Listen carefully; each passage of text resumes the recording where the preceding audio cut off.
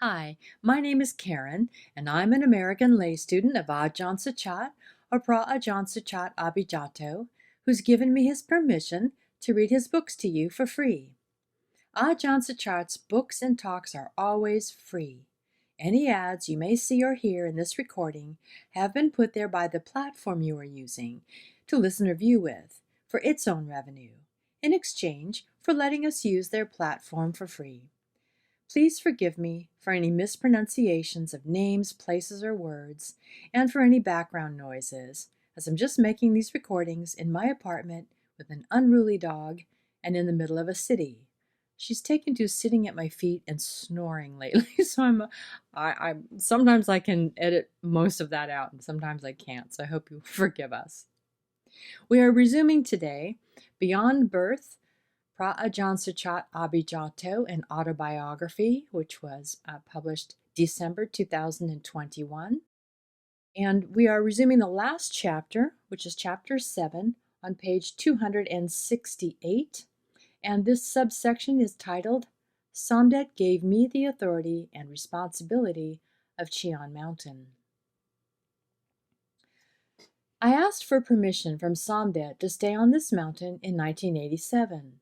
Later on, he gave me the authority and responsibility to take care of this place. This sala used to blend more with the nature that surrounded it than it does now. Its roof was made of grass, and its floor was made of rough and uneven wood planks. I improved it later with the help of lay people, so the floor was leveled and lacquered. The grass roof lasted only 4 or 5 years, and after being redone twice, it was changed to more long-lasting galvanized tin, which has lasted until now. There have been people who have complained about the sala, but I always remind them not to look at the form, but how functional and safe it is. Does it shield us from the sun and the rain? That's enough. Even though the building is not beautiful and can get wet when it rains, and there have been many suggestions to install rain shades or to straighten the poles that have warped, for example, it is really all right because it has served its purpose the way it is. My role on this mountain was to constantly put a brake on the bringing in of material things that would detract from the forest tradition. It is supposed to be natural. Dhamma is nature. There should be wind blowing and birds singing. Too much construction would destroy that. While there had been construction work at the monastery from time to time for maintenance, we forego expansion and unnecessary construction in order to maintain the peaceful forest environment. We do not need materialistic development, only spiritual. Materialistic progress is usually at cross purposes with spiritual progress. Wherever there is construction, there is no peace and no progress in the Dhamma.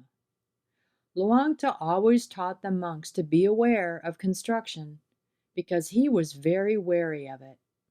He knew that monks were very fond of construction. Whenever they received donations from the lay people towards building this and that for the temple, they were like fish caught on fishing hooks. We can construct kutis, pagodas, and more, but it is not the same as developing a monk or the religion.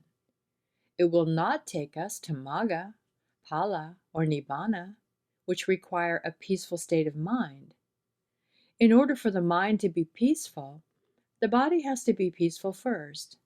It needs an environment that provides solitude and tranquility. I used to be worried about not being able to accommodate more visitors because of inadequate space on the sala. However, the issue had been resolved in its own way. People sat on the ground, and speakers were added to accommodate. There was no need to construct new buildings, and the atmosphere became closer to the way it was during the time of the Lord Buddha. For example, on Magha Puja Day, 1,250 arahants came together without previous arrangement to pay respect to the Lord Buddha. They just sat anywhere available because there were no salas to accommodate them. That is what the religion is really about. It does not require material things. It rests in the heart, in simplicity, and in whatever is available. This example shows that we should not waste too much time on material things. The next section begins on page 270 and is titled Monks on the Mountain. Here on Khao Chian, I have not administered tight control or strict governance because I trust that everyone who came up to stay on the mountain is a responsible adult who did so willingly, knowing the task at hand. Before permitting them to move up the mountain, I have them stay down at the temple until I can see that they are ready.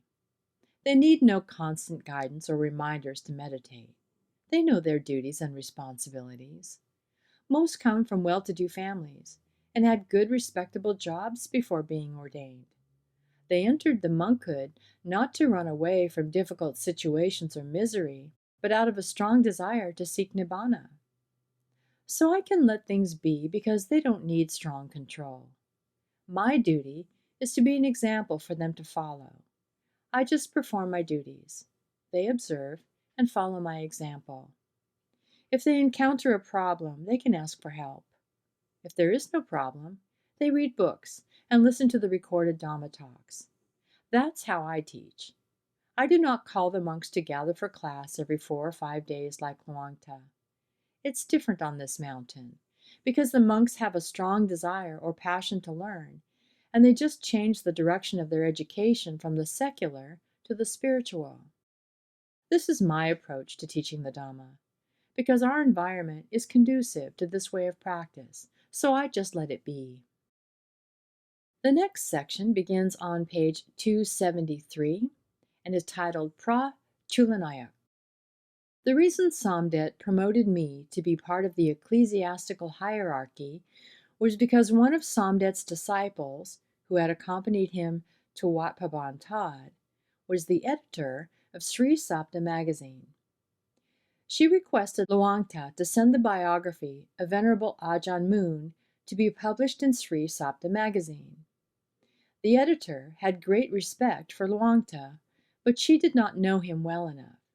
She thought Luangta would be like Samdet, for Samdet exuded loving-kindness and benevolence. When the editor bothered Luangta one time too many, she got a sharp rebuke and kept her distance from Luangta after that. This lady was a big help in the construction of Wat Yan while I was there. Samdet assigned her to help with the finances as well as with the construction project.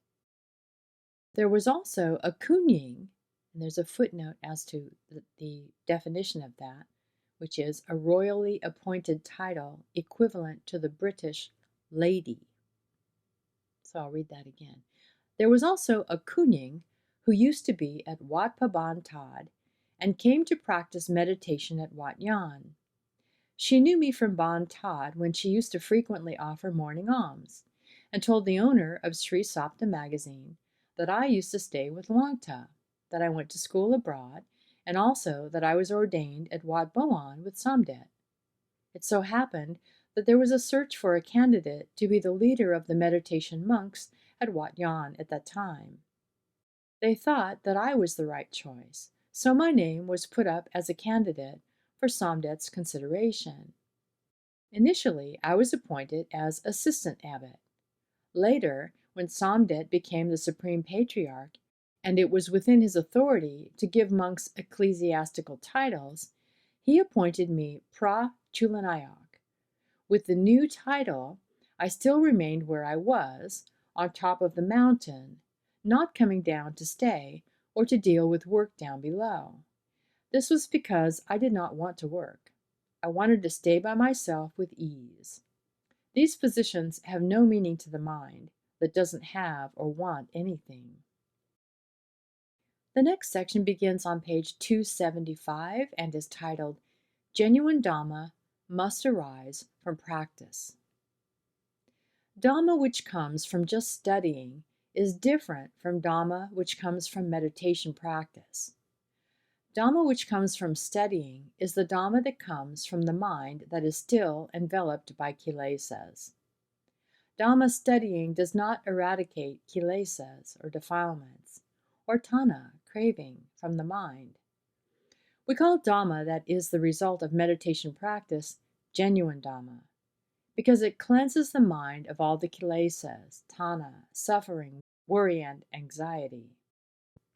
But Dhamma learned by studying is not able to get rid of all of the kilesas from the mind. Luangta taught us that the purpose of practicing Dhamma is to educate ourselves. In order to educate others, we have to be able to educate ourselves first. Be your own teacher first, before becoming someone else's teacher. Eradicate your own kilesas and tanha. Then teach others to do the same. The Lord Buddha, who was a genuine teacher, set the example, and the arahant disciples followed his path of practice. Not only must we teach ourselves first before teaching others, but we should also teach only those who seek us out, because they really wanted to gain knowledge from us. Only then can you gradually start to teach. If you study the biographies of most great teachers, you will find that they were once young and humble students. Once ordained, they studied hard and spent at least 10 to 20 years studying and practicing the Dhamma under the tutelage of their teachers before establishing themselves as teachers in their own right. Next, there is a quote on page 276. When I was at Bon Tod, I helped translate some books and some Dhamma talks by Luangta for foreign monks to read. I also translated some of Luangta's Dhamma talks into English for them to listen to, because the Dhamma is quite intricate. It's abstract. Just one style of presentation isn't enough to properly learn it. Previously, I never gave Dhamma talks, but now there is no one else who can. If I don't do it, no one will. So, when the time comes, I speak. I do not kid around, because the Dhamma is not something to joke about. However, I do sometimes inject humor into the talk to lighten the seriousness of the topic, but I never kid around. The next section begins on page 279 and is titled, My First Dhamma Talk. There never used to be Dhamma talks at the dining sala at Wat Yan, because the head monks in previous times were not adept at the task. After I moved up in rank to the head of the line, knowing that there had never been a tradition to give Dhamma talks at the sala, which was used only for eating and giving the blessing to the lay people before they go home, I thought that they deserved some kind of thanks in the form of a Dhamma talk. So I began to practice giving Dhamma talks there. Actually, I already had some experience giving Dhamma talks during the Rains retreat, when I was invited to give talks to the people who came to meditate in the afternoons at the Wax Museum. So after consideration, I decided I should give Dhamma talks, but I didn't really know how to do it well. My first talk in the dining sala was in about 1996. It lasted only 15 or 20 minutes because I was still new at it. I was self-conscious because I was worried, despite my best intentions, to speak well in front of the keen listeners, that I might not be able to think of what to say next after I got started. So at first, I just talked about the theory in the scriptures. I would determine the subject of the talk, such as the Eightfold Path, and then memorize all the details such as Kammaditi, right view, Samasankappa, right thought, etc. I would then follow each step in the Dhamma talk and add an explanation to each part of the path.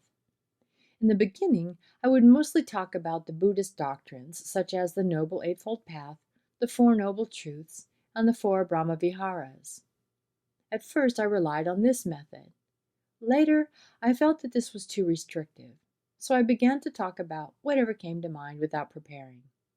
I found that this method made the talk flow more naturally. Without a strict framework, all I had to do was to stay within a topic with details that were related. So even though it might go down its own path and end up in a different place, it made the talk more interesting and more pleasant to both the one who delivered it as well as to the listeners. On the other hand, if the speaker intended to cover only a specific topic, but somehow the talk strayed into different areas, it was sometimes hard to bring it back to the original topic without sounding disconnected. So I tried to begin my talk with topics from Dhamma. For example, topics selected were Sada, or faith, belief in merit, sin, hell, heaven, or the concept of if you do good, you get good results, and if you do bad, you get bad results. Then I would expand the topics with explanations and relevant examples, if any. If we only mention the Dhamma terms such as samaditi, right view, the speaker might know its meaning, but the listeners might not understand it. From the theoretical perspective, the meaning of the words sama means right or correct. Ditti means point of view. I would explain that right view is view based on reality. For example, a cat is a cat, and a dog is a dog. If you see a cat as a dog, and a dog as a cat, it is not right view, because it is contrary to reality or to the facts. I used to give Dhamma talks on Saturdays, Sundays, and observance days at the dining sala until the arrival of the acting abbot. I then asked if he would like to give the Dhamma talks in the morning in my place. I also asked for permission to not eat in the dining sala on Saturdays, Sundays, national holidays, and observance days, because being more senior than the abbot, my presence would prevent him from giving the talk. On those days, I would go to receive alms in the morning and return to my kuti, leaving the abbot to preside over the sala so that the lay people could have the opportunity to get to know him better. However, this will take some time because the abbot just came to the temple in 2017. It is now only his third rains retreat here. He just received his emblematic fan denoting his rank as Chao Kun this year, 2019. His official residence is still at Wat Boan. The next section begins on page 283 and is titled, Luangta Came to Visit. After I came to reside at Wat Yan at the end of 1984, Luangta came to visit almost every year. At that time, Swan Sangdam was not in existence, so he stayed at Wat Chang Lam in Pattaya, and he would always come by unannounced. But since I never went anywhere else anyway, that was not a problem. In my memory of Luangta's first visit, he had had a heart condition at that time, so Kun A invited him to come to visit Wat Chang Lam to get away from visitors and to rest. He was accompanied by Pra Ajahn Wanchai, and Kun Tai built a kuti for him. However, when he came to stay there, it was not as peaceful as expected, because the place was farmland where people had easy access to come visit him. So, to avoid the visitors, he asked to be taken up to stay on the mountain at Wat Yan. They drove Luangta to Wat Yan in the afternoon.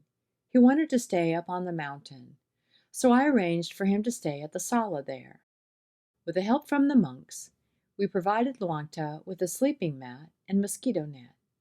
Luangta told me that he would not go out to receive alms the following morning, so I did not inform anyone of his arrival, knowing that he did not want to be bothered. After the arrangement for Luangta's accommodation was done, I went back down from the mountain to where I resided at that time. The next morning, Kun A sent a van to pick up Luangta late. When Luangta was back at Wat Chang Lam, he commented to Pra Ajahn Wanchai that the place on the mountain was peaceful, but the place below was like a marketplace. It was not sapaya, not a suitable environment for monks to meditate. His subsequent visits were usually unannounced, but we would usually be told that Luangta was coming about 1 hour ahead of time. I would prepare and wait for him at the sala. When he arrived, he would go up to the sala, and I would pay respects to him. We would chat a little, and then he wouldn't do much of anything else. He wouldn't stop by the main temple below. The lay people who built the temple were disciples of the Supreme Patriarch, and they knew Luangta, so they tried to invite him to stay at Wat Yan. As far as I remember, he only accepted the invitation to stay below for 1 night. There was one time I was told that he was coming to stay at Wat Chang Lam and went there to greet him. Also, there were other times when he came to receive forest cloth during the robe offering for National Fundraising Campaign. At the beginning of the campaign, I would go to pay respect to him and participate in the process by offering money. but there was not much interaction or conversation with him after I paid my respects. After I left Bantad, I had many occasions to pay respect to him, so I have not returned to Wat Bantad since 1983. The significance of Wat Bantad was the fact that it was a peaceful place where the teacher was present to teach you and to help you solve various problems. The next section starts on page 286, and the title is You Have Carried On the Practice Well, and it starts with a quote by Ajahn Mahabua Nanasampano, which says, Tan Suchart is from Pattaya. Right after he was ordained, he came to stay at Wat Bantad and was trained here for a long time. He went to Wat Yannasangwararam after leaving here and has been there without going anywhere up until now. He seems to be very disciplined, someone with a firm Dhamma foundation in his heart. That place is very peaceful. He must have been very strict in guarding the place, so no one, even the officials who work there, did anything to destroy the forest. He must have taken care of the forest and preserved its condition. Aside from that, the outside area of the forest has lost its original character. It's all messed up and resembles a marketplace. And on page 287, there are two more quotes by Venerable Ajahn Mahabua Nanasampano. The first one says, This temple is good. I used to go and stay there. I would go alone and ask to be dropped off there quietly. I didn't even take the alms bowl with me. No one knew about the visits. I would call a car and ask to be dropped off at Wat Yan, requesting them not to let anyone know where I was going.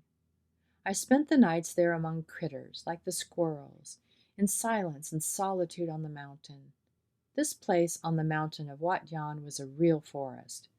Suchart also stayed on this mountain, in the forest, and he has stayed up there until now. Looks like his character is of a high standard. And the next one is, Suchart has always been practicing Dhamma in solitude and in modesty.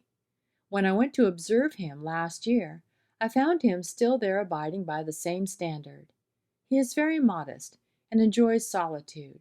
He holds fast to the principles of the Kruba Ajahns. There are many disciples of Wat Bantad. If they follow the principles of the Kruba Ajahn, they will feel happy and peaceful. But there are some who only hold on a little. In the lineage of Kruba Ajahn Mun, he is taken as the core. Its branches are scattered all over. Now it is in its second and third generation. I feel that Tan Suchart follows the path very well. He is in solitude and is not interested in anything else. I, therefore, went to visit him. If he was fickle and did not hold steady to the path, I would not go to visit him. If a monk practiced well, I would go to visit, no matter where he was. And we're going to end there today. The next recording will be starting on page 289, and the title of the next section is called Teacher Questioning a Student. Have a great rest of your day. I'll see you next time with Metta. Bye-bye.